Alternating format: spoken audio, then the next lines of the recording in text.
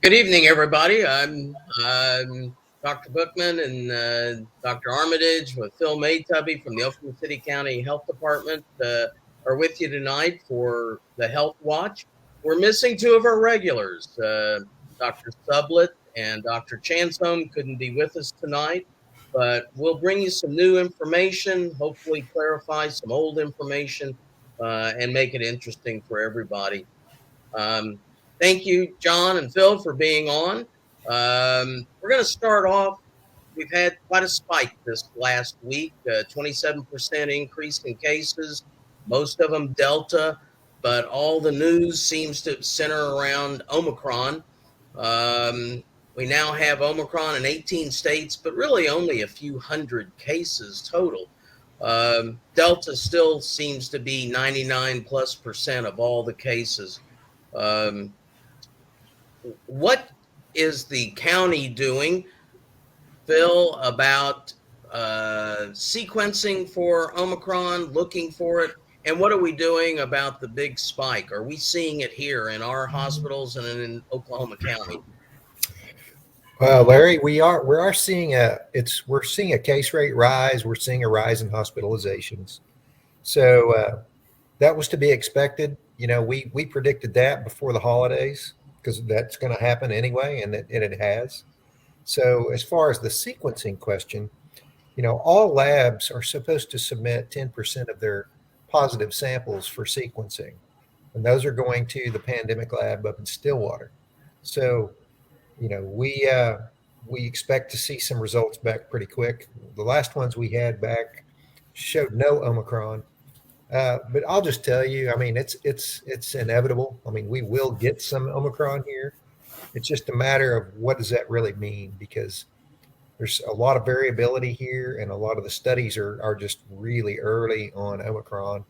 So at least the early studies right now look like it's going to have the ability to spread even faster than Delta, but that the symptomology may be less.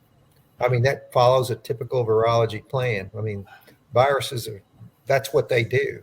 The viruses try to find ways for them to replicate and to survive better and not kill their host. So this is following that typical virology plan. And we talked about that last week, that typical virology, that the viruses want to be able to spread, and for them to survive, they have to change. They do so by infecting an individual, staying there long enough, not killing the host, as you said, so that they can be spread to another person, another host. That's how these mutations occur. Uh, we've seen that there seems to be significant interest in the Omicron with more than 50 mutations. John, what's your feeling about what our vaccines are going to be like? I know we don't have answers, but people want to know. They're vaccinated. Many have had boosters. Was it worth it? Should they have waited? What's going to happen, do you think? Well, I'll first say that I'm a pathologist and not Dr. Chansome, an infectious disease expert. So take it with a grain of salt. But I think the vaccines have been a tremendous success. I think, if you're talking about reducing the hospitalizations, reducing death rates, making the virus more survivable, less impactful. Obviously, it doesn't stop the spread. It doesn't even stop cases necessarily, but it certainly takes the edge off of the worst outcomes. And I think the booster is going the same direction, where the booster is proving to be safe, and it's proving to continue to hold that edge against the virus. And probably Omicron, there's no reason to believe right now that it won't continue to offer that survivability, symptomatic relief in terms of not ending up in the hospital or on a ventilator or in a coffin.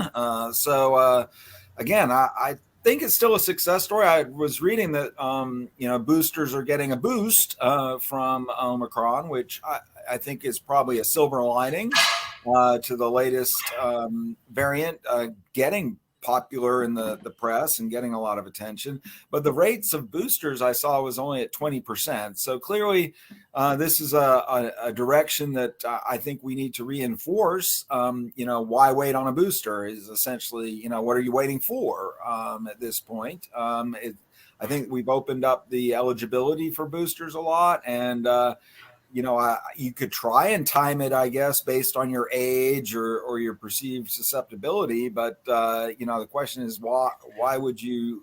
What are you planning for? A different month? You'd rather get your shot in February and not in December.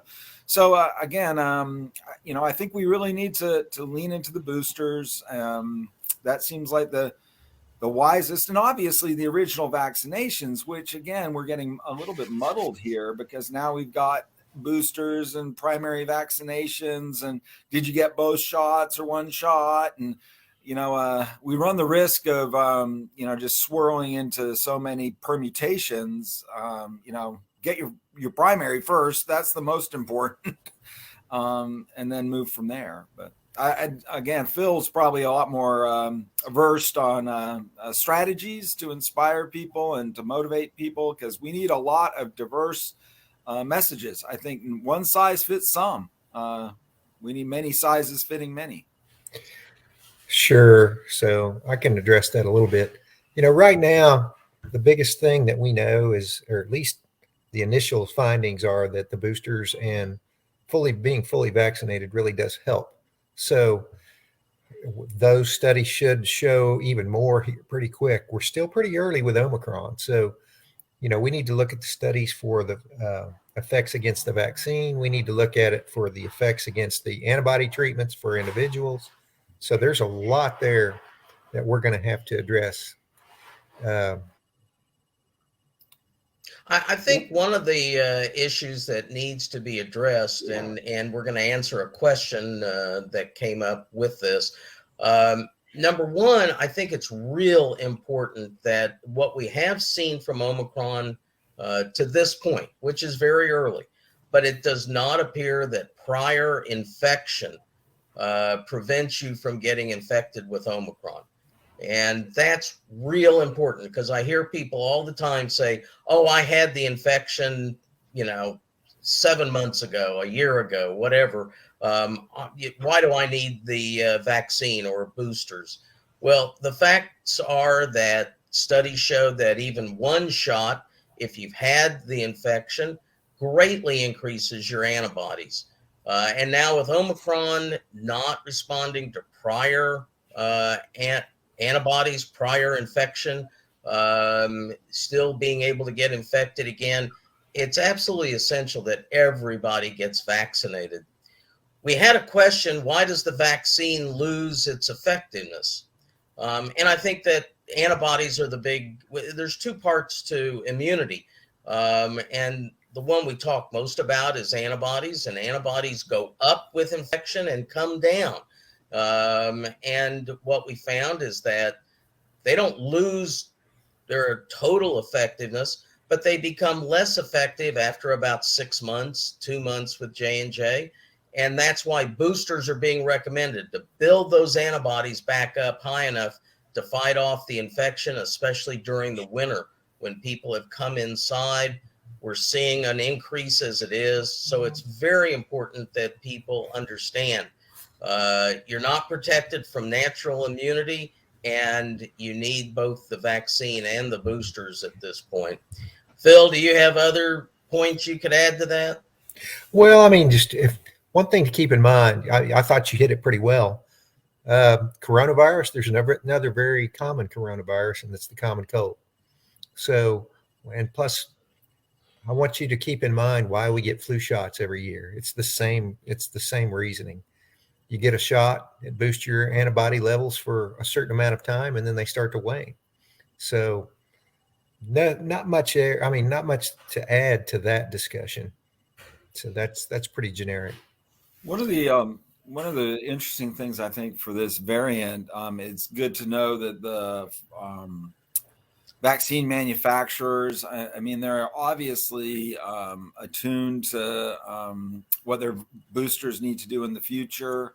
I mean, it's nice to know that the muscle that we built during the pandemic around the initial vaccines looks like it's deployable as we evolve this, because certainly the last thing you want to do is get into what happens with orphan drugs and things that don't have that kind of guaranteed support. And in this case, the governments back in the Trump administration and the Biden administration have supported the vaccine manufacturers. And that's been an important ingredient to getting rapid development and a lot of resources thrown against this. So I think the variants are going to continue to play that same game plan. And I think that's good news for us all.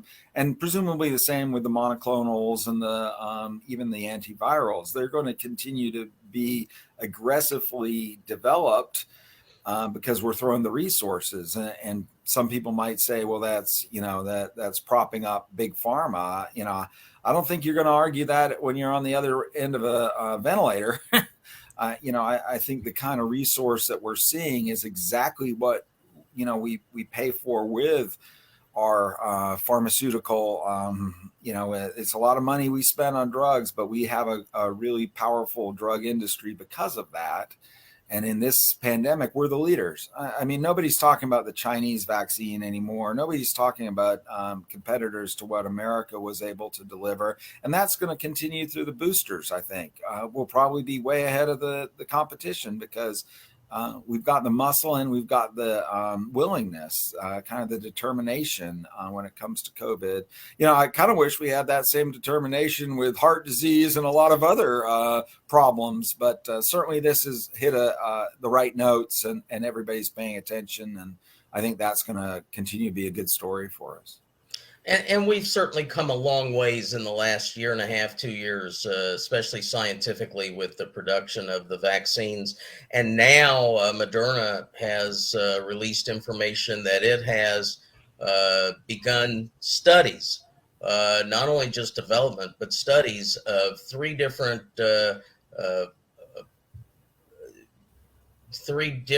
patterns to look at boosters. The first is getting a double dose booster, 100 microgram. They're looking at whether that'll be effective against the variants, especially Omicron. They've also had a specific Omicron messenger RNA being developed, and they're going to study that, as well as a multi-faceted study looking at both 50 and 100 microgram with parts of both Delta and Omicron in the messenger RNA. So for those who understand how these vaccines are being developed, they use a CRISPR unit that is able to target what they want to delete out of the virus so that it dies out.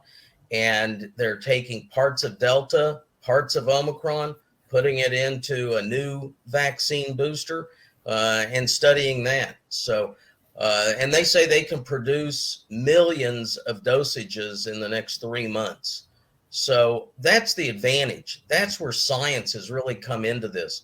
The ability to rapidly develop vaccines. I know some people find that a negative, that maybe they're not being studied well, but these have been studied over many, many years. We have now localized them to using in this pandemic. And I think the FDA will rapidly release these new boosters once they are ready for release. But they're being studied. I don't want people to think it's haphazard science. They're being studied, and they're being studied well. But we're going to be able to develop vaccines so much faster than we've ever developed them before. So, hey, I wanted to add in a little piece there because you guys touched on it, but as far as the vaccine development goes, hopefully the studies that come out of this Omicron are going to show that either another boost works or something of that nature where we don't have to actually alter the vaccines that are given at some point. Now, at some point, we're going to probably get a big enough change at some point that it's going to require us to put in different variants models into the vaccination that's given as like a yearly booster.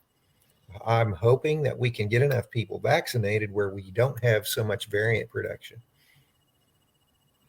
John, do you have something? Yeah, I was just wondering, maybe since I'm not a public health expert by any stretch, I was wondering what we might have learned from our ongoing challenges with flu vaccines and that year to year requirement that resembles boosters and what they might be for us in an endemic world of COVID.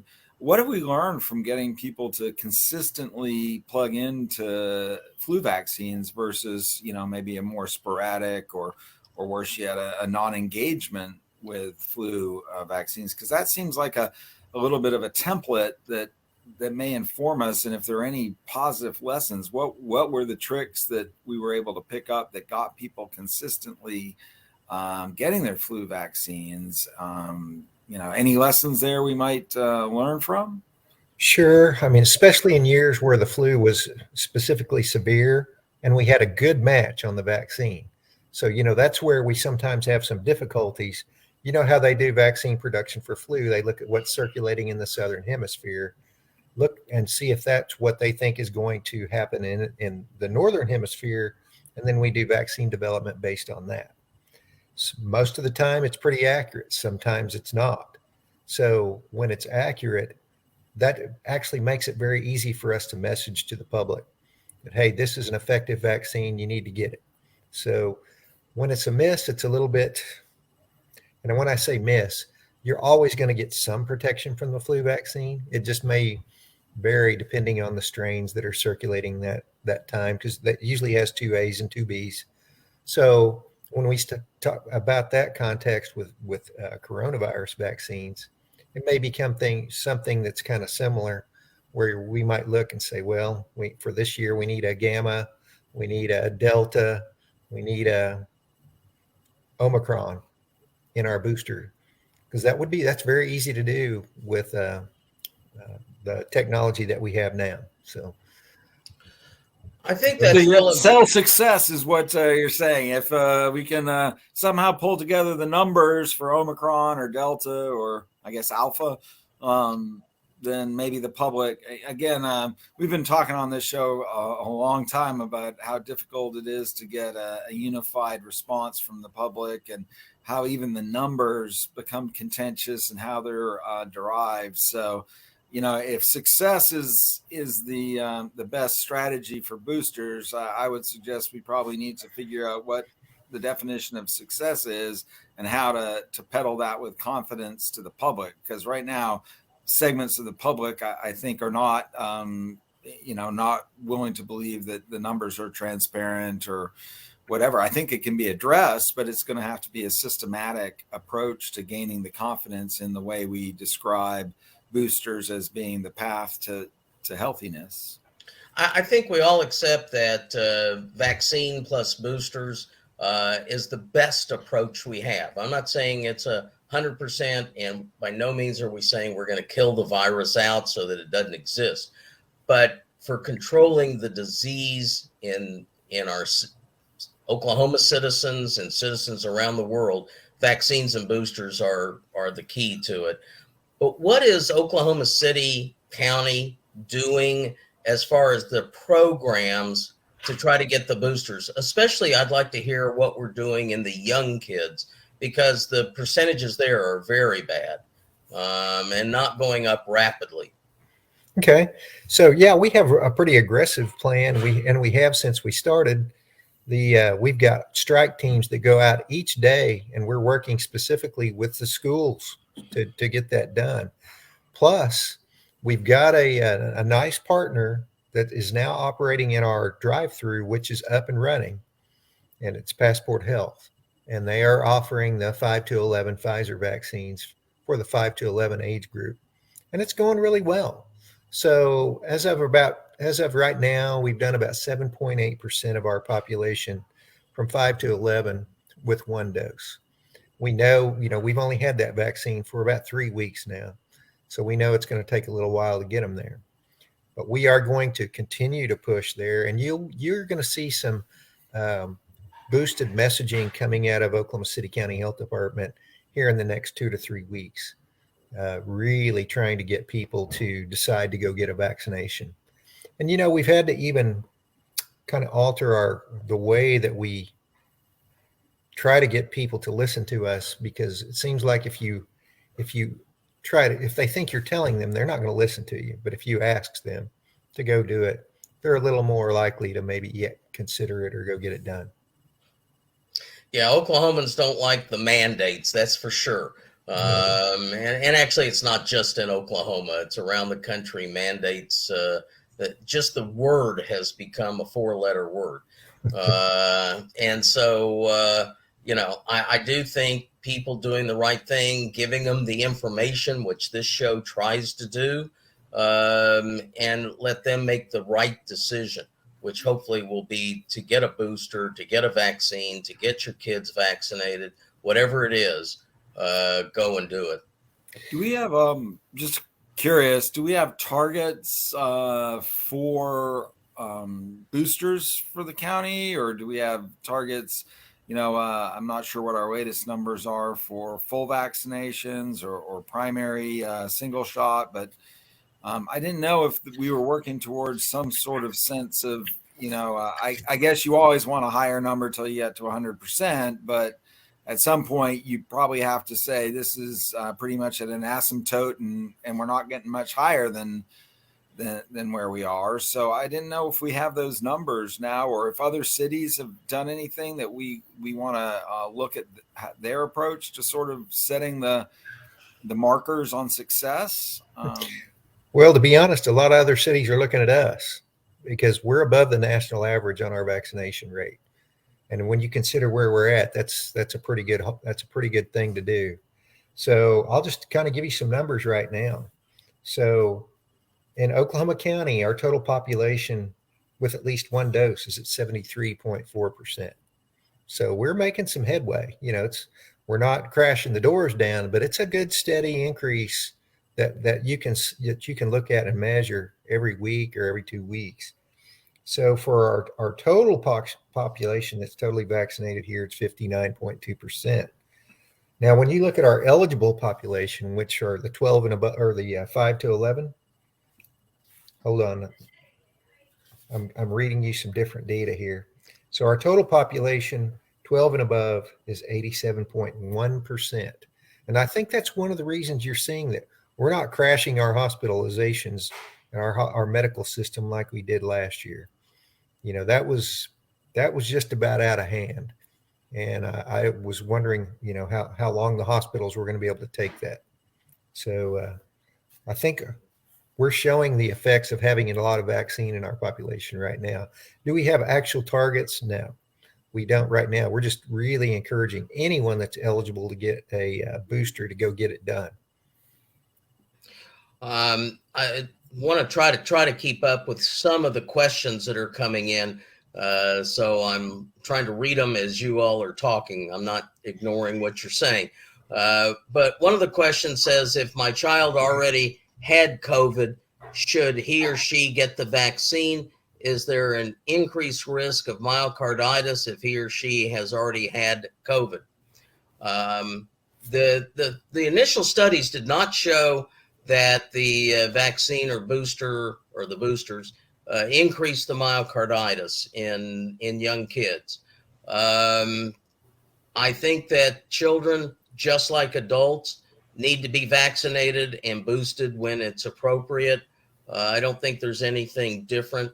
John or Phil, do you have any different take on that subject? No, just an add-on. You're correct. The studies that have come out on vaccine versus actually having had COVID show that you're much, much more likely to develop myocarditis from the actual virus, live virus, as opposed to the vaccine. So, I mean, if you're trying to weigh out and that's your decision point, then that's an easy one to make. Right. John, do you have anything to add? No, Okay. I don't think so. One of the questions that also was asked is that, are there any studies to date that show that natural immunity is not neutralizing against the Omicron vaccine?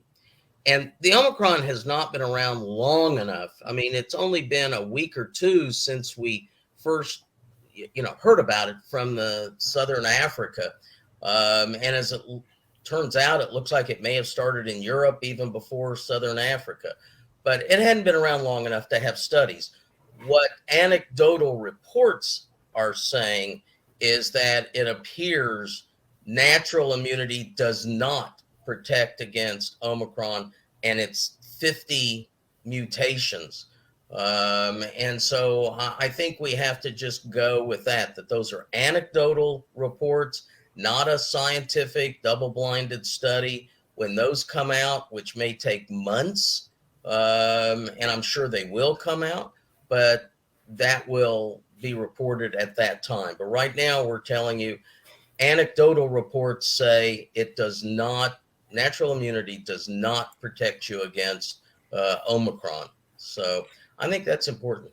One of the things that's a little bit surprising about Omicron to me, and there's been some speculation I know circulating about why this is the case, but the surprising thing is that there's so many mutations in one variant. And from what I've been hearing, it's probably because the virus had a chance to mutate in maybe a single host and start, instead of having different variants with 5 mutations or 3 mutations and just adding up kind of in a cumulative evolution, that this may have been maybe an N individual who had the virus, did not control the virus from replicating in the usual fast fashion.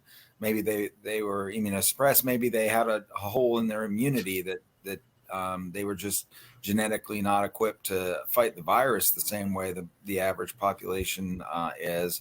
But because they were incubating the virus or hosting the virus for so long, one strain was able to develop many mutations and then get out into the general population versus getting out early with only a few mutations and then seeing a progression and then another progression. So I thought that was kind of an interesting question of the natural history, that we ended up with kind of a supercharged evolution because of this maybe single environment, long-term progression within one individual. So, and I think people need to realize that in Africa, at least Southern Africa, only 35% of people are vaccinated.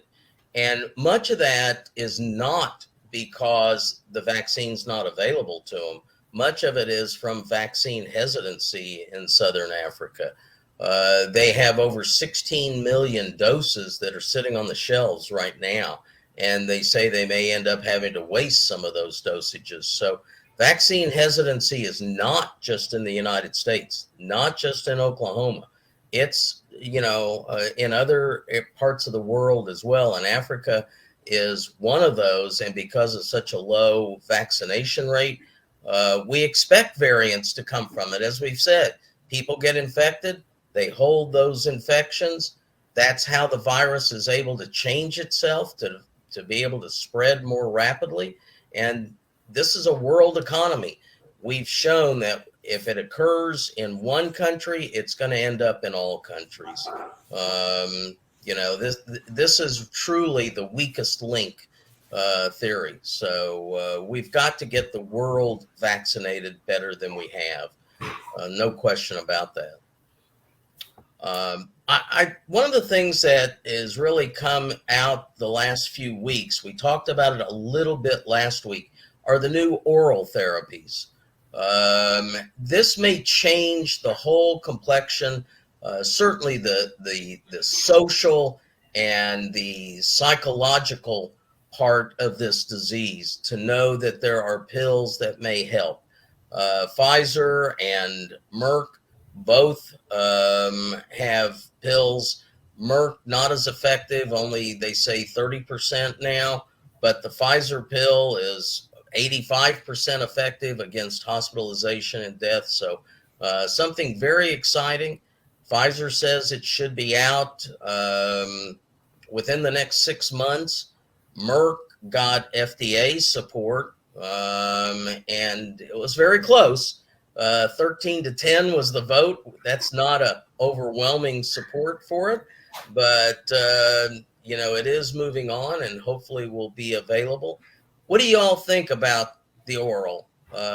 Phil?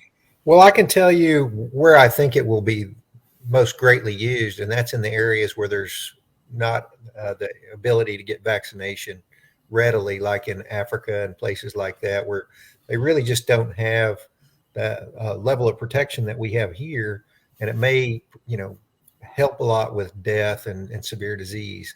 So I think that's probably where you'll see the greatest use of it at first. Will we see it used here? Sure, we will.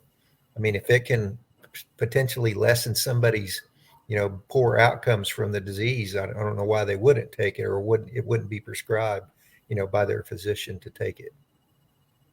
John, do you have any comments on the oral medicines? I think it's a really good advancement. It adds something I think we would have been very anxious to have a summer ago to help us through the worst of the crisis when it was first appearing. And it's good to know we've got multiple, because I think you're going to see different effectiveness with any drug. It's a trade-off of certain pros and certain cons. So it's great that we've got multiple already. And hopefully we continue to develop this strategy, because at the end of the day, it just adds another layer. This is, a multi-prong approach, and certainly the acceptability. Most Americans don't like shots, but they don't mind popping pills. Probably we're the best country in the world for popping pills when it comes to it. We got more people getting medicated than anybody else, probably. So again, this fits a pattern of convenience.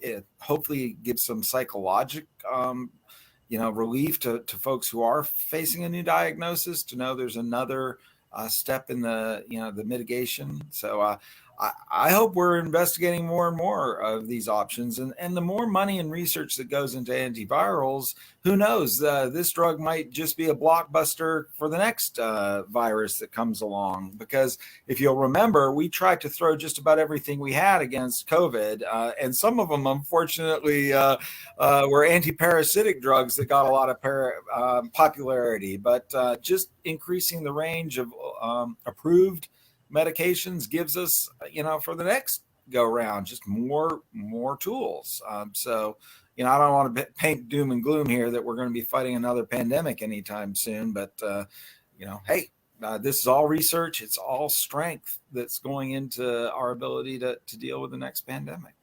Yeah, I think people don't really realize what a significant advancement in medicine messenger RNA vaccines are. Huge advancement over where we've been before, and our ability to make a vaccine quickly and safely. So one of the questions asked was, will the pills help the unvaccinated? And yes, the pills are different than the vaccine. I'm not sure we're getting feedback. Different than the vaccine, the pills prevent the virus from replicating. That's how we get the mutations, is as they replicate. And both these pills prevent replication, therefore the virus dies out. It will work on the unvaccinated, it will work on the vaccinated. It needs to be taken, hopefully, within the first 5 days after either symptoms or diagnosis. And it's a lot of pills. One of them is 4 pills twice a day for 5 days. One is 3 pills twice a day for 5 days. So you're talking 30 or 40 pills in a short period of time. One of the problems is that, at least with the Merck, is that there's been some worry that it may cause fetal abnormalities. So that it's not being recommended for young children. It's not being recommended for pregnant women. And that needs to be sorted out. People need to have confidence before they'll take the pills. We went through this with the shots, where people weren't confident because of how quickly they came out. People need to be confident that if it gets approved, and it hadn't been yet, but if it is, that it's safe for those who take it. The other issue that just came out, I read an article yesterday, and I don't know how important this is, but I know some will comment on it. And that's that right now, the oral pills would be paid for by the government, but the pharmacist will not get paid for dispensing the pills. And they're throwing a fit through their union that they're not getting paid to dispense these medicines. What do y'all think about that? I mean, we're getting paid well on this show, so you know. I mean, I don't know why you'd want to leave people out. You know, part of the success of this has been making a lot of people interested in putting all the pieces of the puzzle together to deliver the drugs, the treatment, the vaccines, whatever it was. It seems odd to me that you would leave elements out of the functioning system, and especially at a time when our government seems to have no problem throwing a lot of money at a lot of places. You know, do I want, you know, a COVID drug delivery more than I want windmills? I'd say this, you know, COVID pills worry me a lot more than windmills do right now. So again, throwing the resources, it seems odd that we would pick you know, one little segment of the whole supply chain, as it were, to leave out of the equation when clearly we're throwing so many resources at this. But yeah, I agree. It's a process issue. No process is successful unless you complete the whole process. So by not paying them, you know, why would they even be interested in dispensing them? So it's pretty simple to me. Yeah, and this is a CMS decision because private insurance follows CMS being Medicare, Medicaid. And so it's really going to be up to them. No, it's so contrary. I mean, one of the lessons we've talked about on this show earlier was the success that we didn't put a lot of barriers. When care was being, you know, COVID care, the government said we're going to look after everybody. So people without insurance could get care, and people, I mean, that's been one of the success stories, was throwing a lot of access. We almost have, for the scary proposition, we almost have a universal health plan for COVID, right? So, you know, looking at that, why would you try and pick that apart for what is probably chump change in the whole equation? That, you know, it's like taking the learnings that we've hard-earned learnings from this whole thing and starting to throw pieces out. Anyway, it's depressing when we've made progress and we seem to be on a winning hand and somebody decides to reshuffle the deck. I mean, what? Yeah, Julie says a processing fee to the pharmacist is not unreasonable. We're supportive of our pharmacists. They put in the work. They have to, you know, keep the medication. They have to deliver the medication. I'm all in favor of them getting paid as they would for any other medication. And, you know, if the physicians had a say, they would. Unfortunately, we don't have a say. So this is going to be a federal decision, and you know, flip a coin. Who knows which way they'll go? Well, we should put up the CMS administrators' email so we can all right. Send them a note saying that we're horrified that people are being left out of the solution. One of the questions that I don't think I can blame him for this. He probably isn't in charge of CMS, but yeah. One of the questions that we've gotten that I don't have an answer to, I have an opinion, and that is, you know, how long will the immunity, the antibody response from a booster, how long will it last? How long will the protection last? And I can clearly say that those studies haven't been done. I mean, people need to realize to get the studies for us to have the answers takes time. And we've only been doing boosters now for 2 months, I guess, maybe a month and a half, not long enough to see how long protection's going to last. I'd love to think it'll last a year. I don't know that it will, and especially as mutations occur. I'll seek your all's opinions. What do you think? Well, based on, again, it is too early to tell. But I mean, if you based it on what your protection rate is at fully vaccinated, which is about 6 months. So I would hope that the booster would last at least that, because your system's already primed. It already knows how to produce the antibodies. But Dr. Armitage might be able to answer that a little better than I can.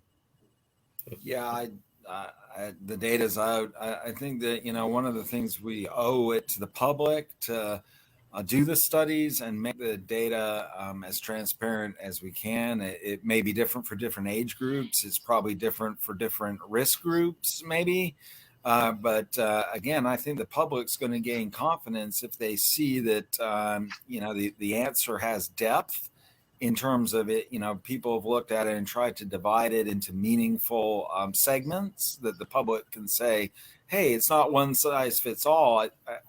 I'd be surprised if it's one size fits all. And hopefully we're addressing that. And if I saw that they were doing, say, an age profile of immunity and its longevity of the booster effect, that would just give me more confidence. I'd be like, look, they're slicing and dicing this in a way that makes sense with biology, and certainly with this virus, how it's got the age prevalence so much higher for the older age groups. So, hopefully that can be part of this, to know that the data itself is a sales tool. And when you talked about the flu vaccine and having confidence because of the quality of the vaccine in a given year, the quality of the data is what drives the confidence.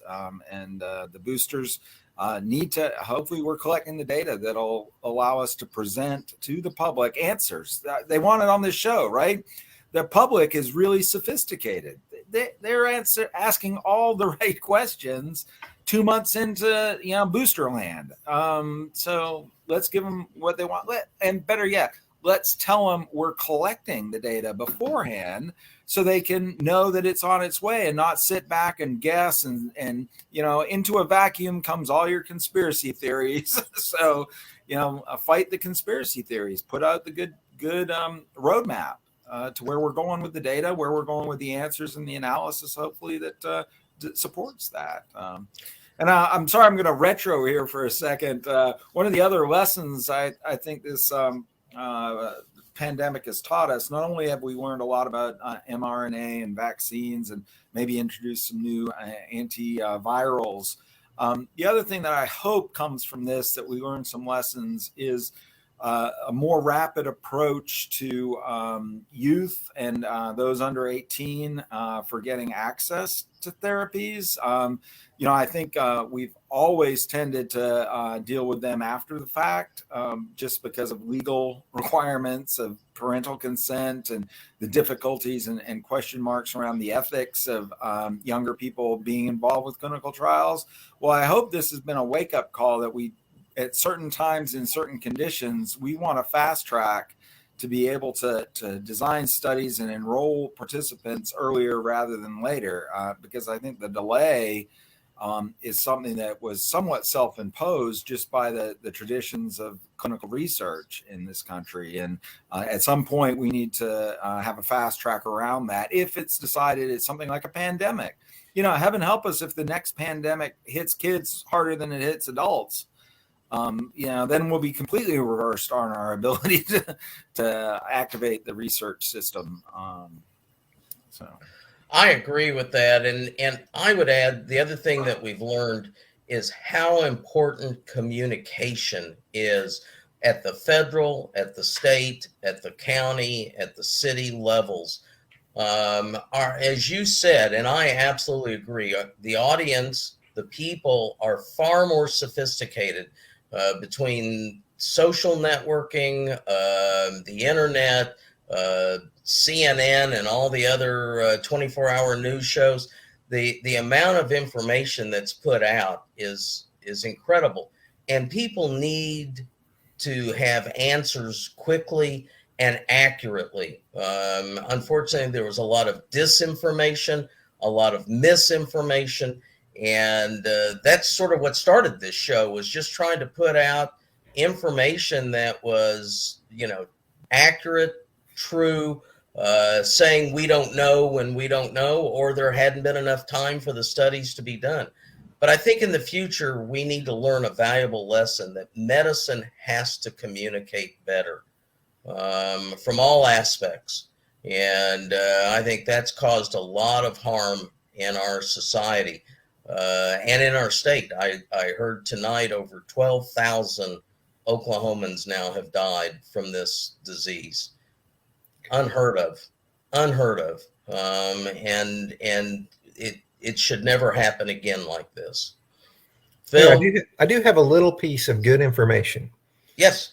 We just hit 1 million vaccinations in Oklahoma County last week. 1 million. So, very good. You know, that takes everyone. We have over 500 pandemic providers that are doing vaccinations. I mean, we do our part, but we're just part of the machine. We couldn't do it without all these pharmacies and all these hospitals and all these providers doing their part, and they have done it. You know, I'm sorry Dr. Chansom's not on the call, because we can congratulate him on driving around with his little mobile out of his trunk vaccine workshop there. So yeah, the vaccine mobile. One of the questions that came up, and I'm sorry Dr. Sublet's not on, because he could answer it better than either John or I, who are not clinically involved right now. And that is that why don't more providers, physicians in the communities supply the vaccine, and especially for children. The question was that my child would like to have the doctor there if they get the vaccine. Well, as I understand it, doctors' offices are offering it, quite a few of them. I don't have a number, and Phil, if you have any information, please inform our audience. Sure. So I can tell you that the difficulties that we had early with storage of especially Pfizer vaccine, because it's delivered with a glycolipid, has to be very, very cold. So not every doctor's office can still store the vaccine and keep it frozen. So one of the things that we're doing at the health department here in Oklahoma County is we're managing the vaccines for a lot of these providers ourselves. I mean, we're actually storing it and delivering it where they can do it in an appropriate amount of time where it doesn't outdate. So, I mean, it's what we have. So trying to find these -70 refrigerator or freezers is not that easy. My garage is capable. It's where I keep other things. So I do know that pediatricians around the state, a lot of them are giving the vaccine. I think my answer to Julie, it would be simply talk to your pediatrician, see if they're able to give it. If they're not, see who they would recommend. Because there are a lot of physicians or physician offices around the state, especially pediatricians, who are giving the vaccine. John, I hate to. I know we're approaching the end of the hour here, so I hate to uncork anything too controversial. But I didn't know if maybe Phil or Larry, you had any thoughts on the New York City. I guess they're going to mandate private employers give the vaccine. Mayor de Blasio, I think that's one of his parting gestures. And then the government stepped back from its mandate for all its workers. So to me, it seems like the politicians are busy at it again, sending confusing signals, and they don't seem to have a very good standard playbook, or maybe the playbook is to do the opposite of what the other guy is doing, so you can pick them apart. But I find it very confusing that we're going in multiple different directions out of different government agencies, and there doesn't seem to be a spirit of alignment anywhere. And that's a shame, because I think they're just adding another element to this that's almost gratuitous at this point. Clearly, one of these approaches is defensible, or more defensible, or should be the way we're going, but they're at such opposite ends a mandate that was retracted and a new mandate that's even more aggressive. I didn't know if you had any thoughts around this cacophony of political positioning. Well, it just adds to the indecision again. I mean, that's why people are like, what do I do? Because I don't know who to listen to at this point. But one thing to keep in mind, there's a lot of judgments that are out there pending. Like federal judges are making rulings on these vaccine mandates. That's why I think you've seen a different approach coming in. Now it's a recommendation as opposed to a mandate until they get a judicial ruling. I think we've got Fifth Circuit about to, I think they're going to hear it first. So we'll see what happens there. But even leading into that, I'm sorry I interrupted you, Larry, but even leading into that, there was the go ahead and do it and don't wait for the decision, which was a weird way of saying kind of bypass the process in a way. And then today, with New York, this is after the fact. This is after all those appeals court or those appeals have been heard and the injunctions have been launched. So why would you go stepping off in that direction? I agree with your comment that there's a lot of litigation that's probably going to sort out where we end on a lot of these subjects. But to throw in a new mandate, to me, it's almost like political malpractice, if there is such a thing. But because there's no new ground. That pronouncement goes against the trend that everybody else that you articulated. This has gone to be adjudicated, and let's wait and see where the bodies come out on that. But John, I think you said the most important fact. This was de Blasio's parting message, sort of his shot across the bow. It's a political guillotine if he were running for re-election, but he's not. And so he can make this mandate and make it sound like it's common sense when it goes against everything the courts have judged so far. And I think the word mandate is the key. People don't want to be forced to do something. They want to be able to make a decision. Now, it may be reasonable to have everybody vaccinated. It may make common sense. It may be in the best health of the country and of your fellow citizens, but people don't care about that. They only care that they get to make the decision. And if you put the word mandate to it, it's not going to fly, at least not in this country anymore. Well, I think we need to call that behavior out. Those people who have the opinion that was political showmanship, it was selfish. Even if the mandate is right in and of itself, the way it's done at this time is inappropriate, and it doesn't help us. It hurts the overall consensus building, aligning by just throwing another random voice into the echo chambers, and again, very frustrating. But I think it's worth calling out. If we don't start doing some hygiene around our politicians and our communication and the way that science has become a football that gets, I shouldn't mention football on the show this week, but sorry.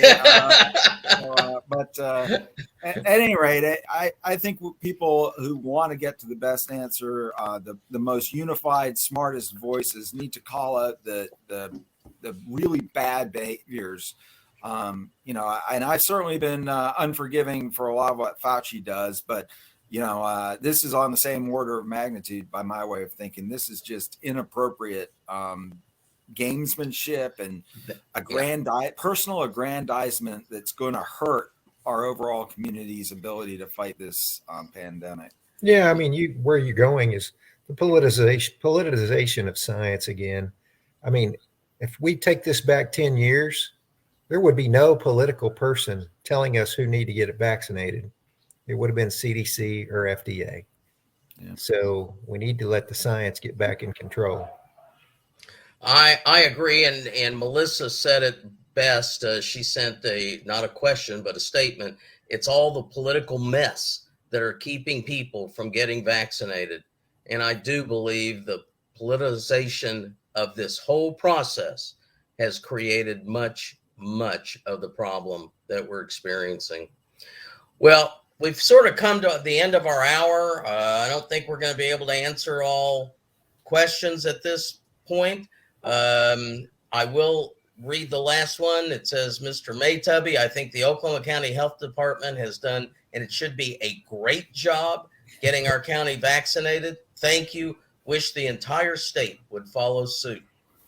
And I think that's the best way to end it. Thank you, Mr. Maytubby. Oh, we have a great staff and they put their heart into it. So it's all for the people here. So we're thinking of you when we're doing this. It's not us. Those of us who live in Oklahoma County appreciate it and certainly benefit from it. So I want to thank both Dr. Armitage and Mr. Maytubby for being on tonight.